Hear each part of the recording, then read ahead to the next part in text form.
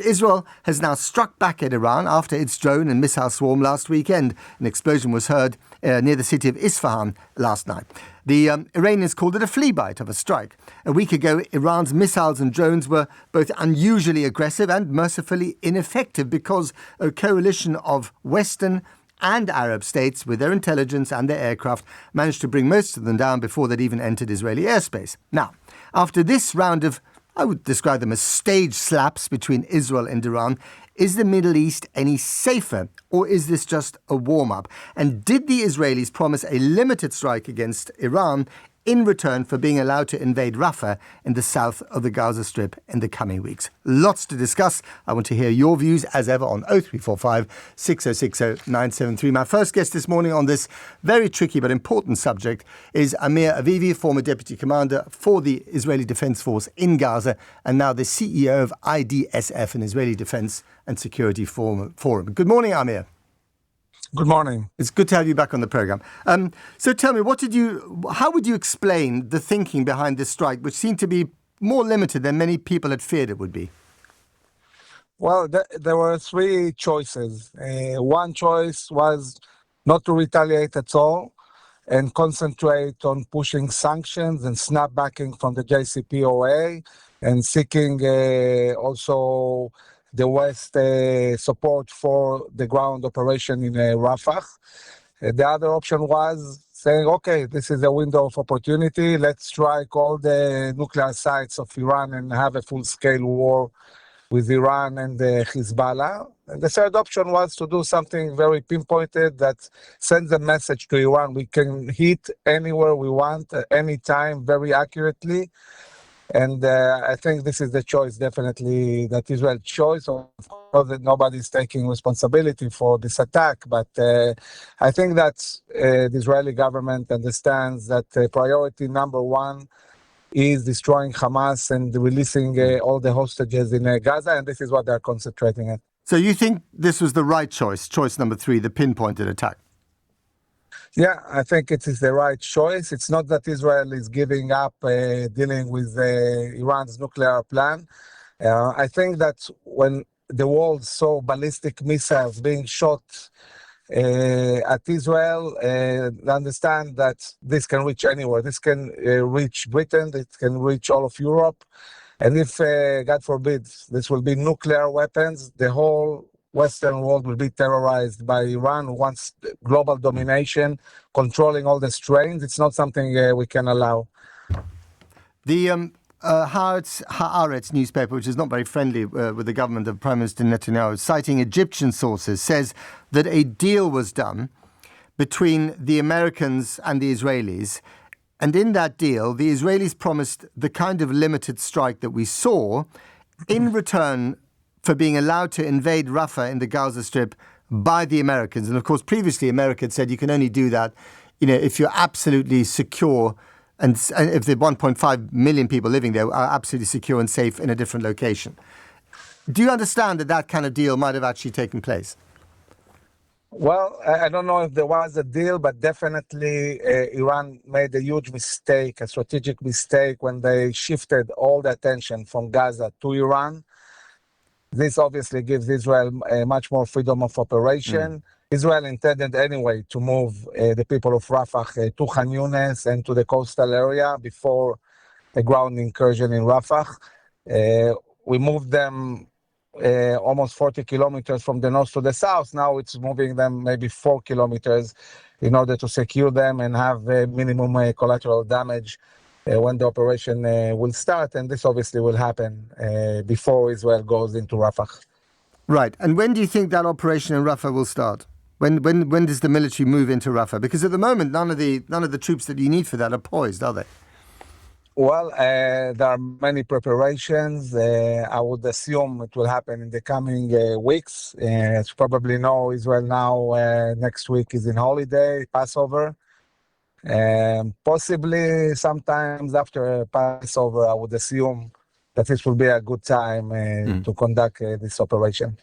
But the narrative has changed, hasn't it, as a result of the Israeli attack against the Damascus consulate a few weeks ago, because then it was all about the isolation of Israel, their heavy hand in the Gaza Strip, America drawing up red lines. Then, of course, I think a day after we had the killing of the 7 foreign aid workers. And that narrative has just changed completely to, Israel versus Iran. My gosh, are we on the verge of a wider Middle East war? So in that sense, this has helped Prime Minister Netanyahu enormously, hasn't it? Yeah, I think so. But I think that this is really the reality from day one. From day one, this is a war against Iran. Iran has built all these proxies, the Houthis in Yemen, militias in Iraq, in Syria, in Lebanon, in Gaza. Iran is behind all these attacks. It's all Iranian made. And now Iran simply, showed to the world who Iran really is, what kind of nation this is, their aggression, their plans. And now it's much more obvious to everybody what we're dealing with. And yet a new precedent has been set, hasn't it? Iran has attacked Israeli territory directly for the first time. I guess the Iranians would say that if you attack their embassy or their consulate, that is as good as attacking Iranian territory. We had the strike against that, facility near Isfahan on Thursday night. I mean, we are in a new world here where a new precedent has been set. And next time there's a confrontation between your two countries, that's the starting point. And it's not a pretty picture. Well, first, to be accurate, Israel didn't attack the consulate. It attacked a site near the consulate. And I think that, the attack of Iran and Israel's ability together with the coalition to completely stop this attack gives a lot of confidence to Israel. And also, I would say to the Western world that we can deal with this challenge. Iran is not an Israeli problem. Iran is a global problem. They want to control Bab el-Mandab, they want to control Hormuz, they want to control Gibraltar, by the way. They're trying to undermine Morocco, weaponizing Polisario in Algeria, and taking control of all the strains globally. So we have to understand what we're dealing with, and I think the right path is a coalition. And I would assume that in the coming months, we might see a peace agreement with Saudi Arabia, which will normalize relations with the Sunni world, extending from Indonesia, Malaysia, Pakistan, Oman. And we have to really build an alliance, a front that will deal with this threat. And I think that's a crucial point, isn't it? Saudi Arabia, the Sunni superpower in the region, is really key to any kind of peace and to the isolation of Iran. But the Saudis have been very clear, haven't they, Amir, that they will only do a deal with Israel if there is a real prospect of a viable Palestinian state in a so-called two-state solution down the road. And I don't see any political will for that either in the government or indeed in Israeli society. No, I'm not sure actually really how interested the Saudis are in that. It's my feeling that it's more the administration, the American administration, that is pushing that. But this is something that is not connected really to reality and what's going on the ground. The Palestinian Authority is on the verge of collapse. 80% of the Palestinians, even in the West Bank, support Hamas.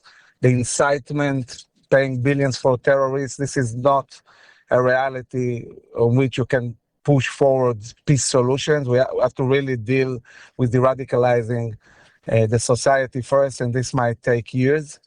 And only then maybe there will be some hope for a peace solution in this region. But there does need to be some progress on that front. Thanks for Saudi Arabia. But you do need progress on the Palestinian front, don't you? Because, I mean, you saw in the operation last Saturday that the Jordanian Air Force, or certainly intelligence, Egyptian intelligence, they all came together to help Israel because you and them and the Americans have an enemy in common, and that is Iran.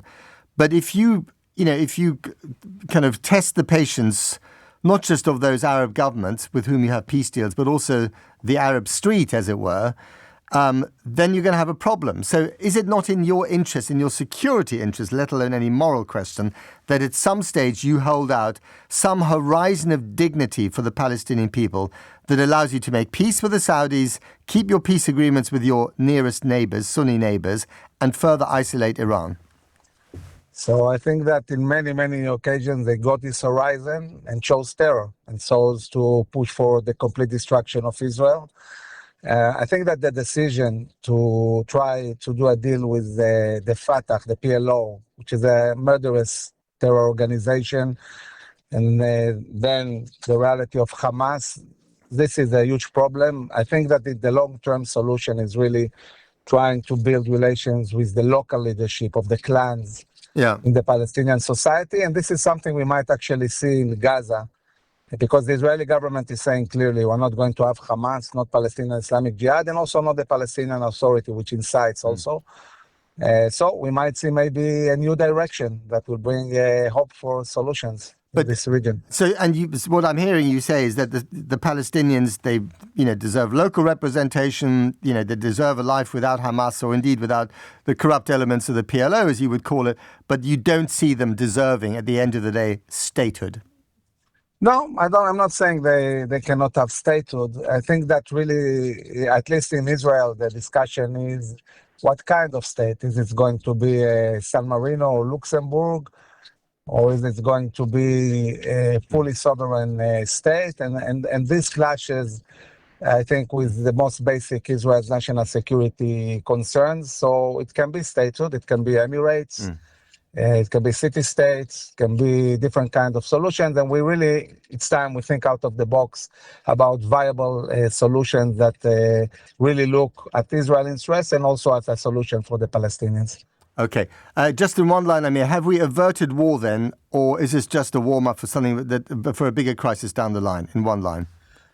Well, I think that after we defeat Hamas, and this will happen when we go into the ground incursion into Rafah, Israel will concentrate on the northern border. We have tens of thousands of Israelis displaced. They cannot go back home when Hezbollah is on our borders. So we might find ourselves in a war in the north, or the international community puts pressure and pushes Hezbollah according to Resolution 1701 north of the Litani. These are the options, really. Okay. Amir, Avivi, thank you very much indeed for coming on the program. Tons of calls coming in. Let's go to Yousef in Leicester. Yousef, has war been averted? And, is there a glimmer of hope now, or still not? I mean, there's always that tension in the Middle East. I mean, but the thing is, what Israel is doing is preposterous and ludicrous. They're escalating the war further. They're killing innocents on a daily basis in Gaza. They're infuriating the Muslim world. They are absolutely appalling, and I cannot agree with your IDF spokesman. I agree with Miko Peled, shall I say, the son of an Israeli general, who states, and then I quote, that the IDF are the most best trained, best equipped, best fed terrorist organization in the world. Okay, well, obviously they're not. He's now off the line. He can't answer that accusation. But they do. Israel does have a right to defend itself, does it not? Whether it's October the 7th or indeed the swarm of missiles and drones from Iran last weekend. Are you seriously telling me defense translates into killing of 35? No, I'm not saying that's not my suggestion. I'm just saying, you can both defend yourself and then overstep the line, at the tail end of that, right? But in terms of the missile, hang on a second, let me ask the question. In terms of the missile and drone attack last weekend, does Israel not have the right to defend itself against what Iran was chucking at it? Yes or no? I don't agree with Iran's actions, first of all. I've never agreed with Iran at all in the first place. But my point is, the murderous tactics that they're using, the ethnic cleansing that they're carrying out in the Gaza and in the West Bank. What they're doing in the West Bank, because there's no Hamas there anyway. They're killing and consistently taking land in the West Bank. That is appalling. And any other country who do what they're doing, we would be attacking them. Do you think do you think that they attacked that consulate in Damascus in order to change the story and turn it into Iran versus Israel? Do you think that was a deliberate move, or perhaps even to try and spread the war? There is that conspiracy theory out there.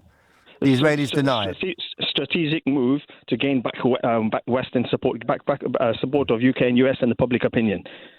The thing is, that only lasts for as long as they don't go back into Gaza to the same extent that they've been doing so far. I mean, people are very fickle, aren't they? They will, if they now go into Rafah and they kill lots of people, as they have done before, then that pendulum of sympathy swings straight back, against them.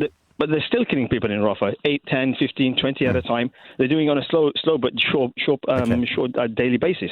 They're still doing that. Okay, Yousef, going to leave it there. Yousef and Leicester, and keep those calls coming. They're coming in already, but we always get tons of calls on this subject. 0345 606 0973. I also want to slightly broaden it out, not just looking at Gaza, but also at the wider question of war in the Middle East, because there's so much unresolved stuff there.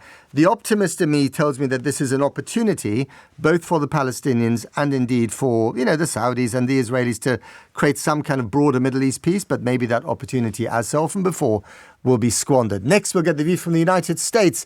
They're, of course, crucial in this game of three-dimensional chess. Former Deputy Assistant Secretary of Defense joins us on the programme here on LBC with Matt Frei at now 10:19.